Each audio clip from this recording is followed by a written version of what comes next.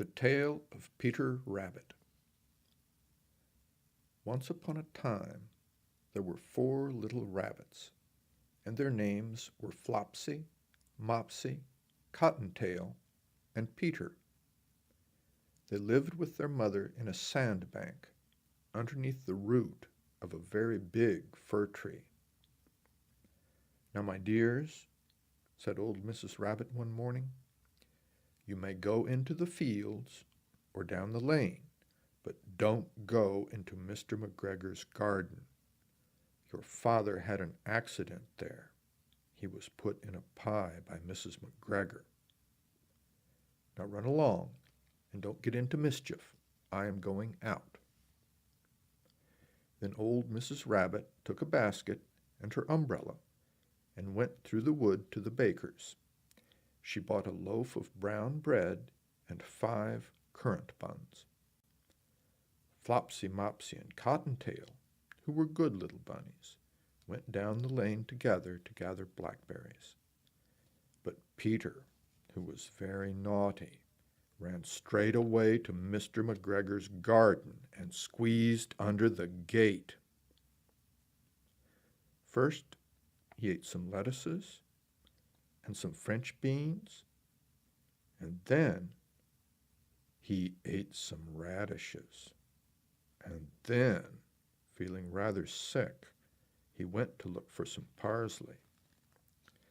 But round the end of a cucumber frame, whom should he meet but Mr. McGregor? Mr. McGregor was on his hands and knees planting out young cabbages, but he jumped up and ran after Peter, waving a rake and calling out, "Stop, thief!" Peter was most dreadfully frightened. He rushed all over the garden, for he had forgotten the way back to the gate. He lost one shoe among the cabbages and the other amongst the potatoes. After losing them, he ran on 4 legs and went faster, so that I think he might have got away altogether if he had not unfortunately run into a gooseberry net and got caught by the large buttons on his jacket. It was a blue jacket with brass buttons, quite new.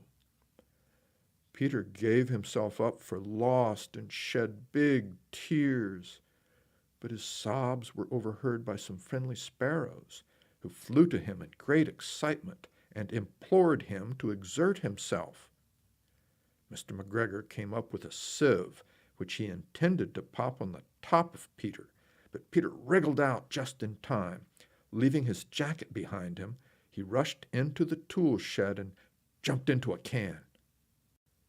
It would have been a beautiful thing to hide in if it had not had so much water in it. Mr. McGregor was quite sure that Peter was somewhere in the tool shed, perhaps hidden underneath a flower pot. He began to turn them over carefully, looking under each. Presently, Peter sneezed. "Kerchoo!" Mr. McGregor was after him in no time and tried to put his foot upon Peter, who jumped out of a window, upsetting 3 plants. Peter sat down to rest. He was out of breath and trembling with fright, and he had not the least idea which way to go. Also, he was very damp with sitting in that can. After a time, he began to wander about, going lippity, lippity, not very fast, and looking all around. He found a door in a wall, but it was locked, and there was no room for a fat little rabbit to squeeze underneath. An old mouse was running in and out over the stone doorstep, carrying peas and beans to her family in the wood. Peter asked her the way to the gate, but she had such a large pea in her mouth she could not answer. She only shook her head at him. Peter began to cry. Then he tried to find his way straight across the garden, but he became more and more puzzled. Presently he came to a pond where Mr. McGregor filled his water cans. A white cat was staring at some goldfish. She sat very, very still. but now and then the tip of her tail twitched as if it were alive. Peter thought it best to go away without speaking to her. He had heard about cats from his cousin, little Benjamin Bunny. He went back towards the tool shed, but suddenly, quite close to him, he heard the noise of a hoe. Scritch, scratch, scratch, scritch. Peter scuttered underneath the bushes, but presently, as nothing happened, he came out and climbed upon a wheelbarrow and peeped over.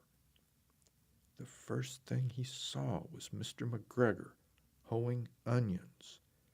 His back was turned towards Peter, and beyond him was the gate.